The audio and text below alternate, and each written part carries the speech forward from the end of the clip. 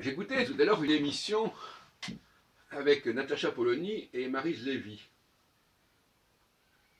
Je ne sais pas si c'est Maryse Lévy. Enfin, euh, qui ont toutes les deux créé ce que j'appelle des médias alternatifs indépendants. Madame Lévy a créé Causeur et Natacha Polony, Télé, je sais pas quoi. Alors moi aussi, je suis responsable d'un média alternatif qui s'appelle Subconscience, Téléprovidence Subconscience, qui existe depuis 10 ans. En fait, maintenant, dans les prochains jours, le 10e anniversaire du lancement de cette télévision, cette web télé. Et je voudrais parler donc justement de la raison d'être de cette web télé et de ses implications et de ce qu'elle comporte. Alors d'abord, premièrement, c'est une web télé généraliste. C'est-à-dire qu'elle n'est pas du tout réservée à l'astrologie, par exemple. Il y a des éléments d'astrologie, mais il y a d'autres éléments dans bien d'autres domaines. Donc l'astrologie n'est pas centrale, mais elle fait partie du système. Et à mon avis, c'est ça qui est important. Ce n'est pas de créer des médias qui soient uniquement consacrés à l'astrologie, mais de faire que l'astrologie soit intégrée dans un média généraliste. C'est ce que je fais. Et donc dans mon média généraliste, il n'y a pas de frontières, il n'y a pas d'ostracisme. On peut passer de la linguistique à la question des femmes et des hommes, de la voyance à l'astrologie, du Nouveau Testament à l'Ancien Testament, de Nostradamus à des réflexions linguistiques et autres, etc. Bon. Donc finalement, c'est un média extrêmement polyvalent. Et il y a une certaine promiscuité entre ces différents domaines qui est tout à fait délibérée et assumée. Il y a aussi un café philo McDo depuis quelque temps qui apporte également cet éclectisme. Donc une web télé éclectique, mais aussi une web télé qui est marquée par le refus du progrès. Je dis ça parce que justement dans l'émission avec Natacha Polony et Madame Lévy, Elisabeth Lévy plutôt, c'est ça qui était mis en avant, et je suis d'accord, je n'ai pas de religion du progrès. C'est-à-dire de croire que ce que les choses sont devenues, c'est la doxa. Ce que l'astrologie est devenue aujourd'hui, c'est bien.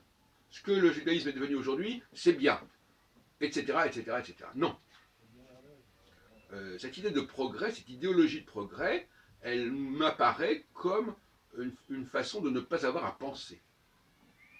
On n'a pas besoin de penser, parce que penser, ça veut dire se demander d'où ça vient, comment on en est arrivé là, etc. Non, là, on prend les choses telles qu'elles sont devenues et advenues. Voilà, c'est beaucoup plus ça. Eh bien ça, effectivement, c'est une position qui est globalement contestée. Pas toujours, puisque nous avons des interviews et que nous faisons parler des gens sur des sujets divers, et ces interviews ne sont pas forcément polémiques, mais globalement, ce qui règne dans cette web télé, Téléprovidence Subconscience, c'est quand même l'idée que, eh bien, il faut se ressourcer. Et la notion de subconscience, c'est bien ça aussi. Ne pas se laisser aller à croire à la surconscience, à ce qui est mis en avant et ce qui a abouti actuellement, mais se demander d'où les choses viennent, sur quoi elles reposent et d'où ça vient, effectivement. Donc on creuse les choses, on approfondit et on pense qu'il est tout à fait possible de revenir en arrière, ou plus exactement de revenir à la source, à l'origine, ou d'aller plus profondément dans la recherche des causes. Donc les symptômes ne suffisent pas.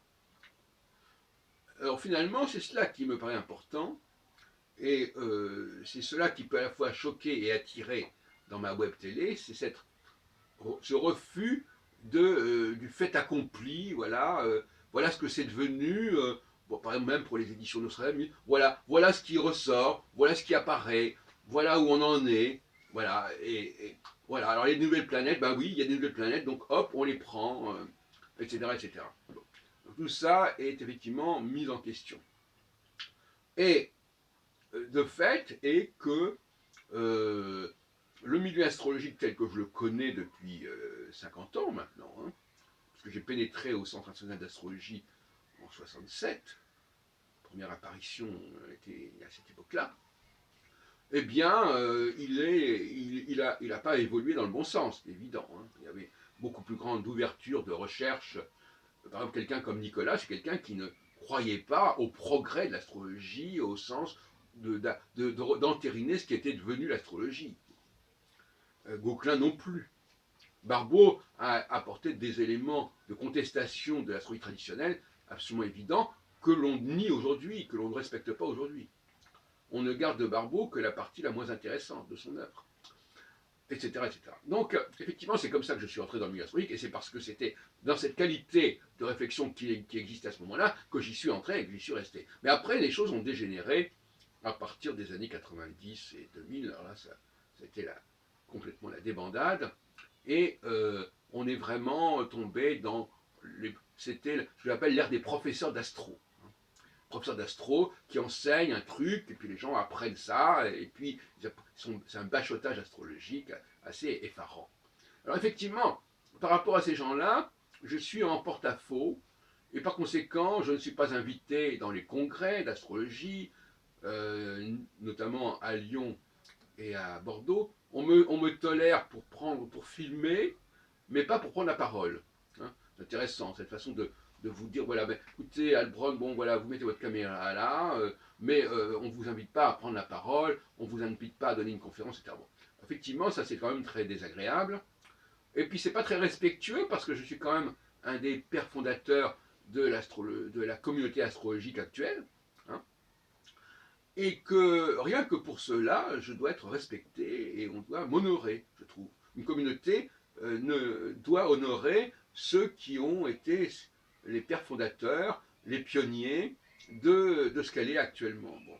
Alors je rappelle quand même qu'en 1974, j'organisais un congrès, un premier congrès, une première série de congrès, et que donc par conséquent, je suis un des grands encore vivants, un des grands pionniers de l'astrologie des congrès, notamment. C'est pas rien. Hein. Bon, eh bien, je devrais être invité, je devrais être honoré dans ces congrès qu'on organise aujourd'hui, et qui sont souvent de pas imitation des congrès que je même organisés. Eh bien, ça n'est pas le cas. C'est donc c'est un milieu qui ne respecte pas ceux qui sont constitués son élite. Voilà, donc ma web télé, de toute façon, elle n'est pas polarisée sur l'astrologie. Euh, D'ailleurs, mes publications en cours envisagent d'englober l'astrologie dans un ensemble de connaissances et donc de la déghettoiser. Voilà.